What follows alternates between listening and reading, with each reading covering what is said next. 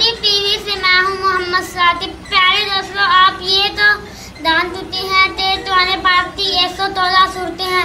प्यारे दोस्तों, क्या आप जानते हैं कि तुम्हारे पास सूरत नंबर 14 का क्या नाम है? इसमें कितने आयात ने रजू और ये मदीना या मक्का में नाजिल हुई? ये किस पारे में है?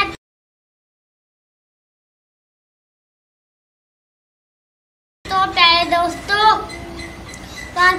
सूरत नंबर 14 का नाम सूरत इब्राहिम है। इसमें 52 आयात हैं और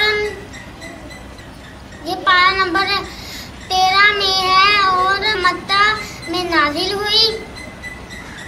तो प्यारे दोस्तों, उम्मीद है आप तो ये मालूमात जरूर अच्छी लगी होगी। अगर इसी तरह की मालूमाती वीडियो हासिल करना चाहते हैं तो मेरा चैनल सातिब टीवी तो सब्सक्राइब करना मत भूलिएगा, ताकि आपको मेरी आने वाली वीडियो मिल सके। अल्लाह हाफिज़।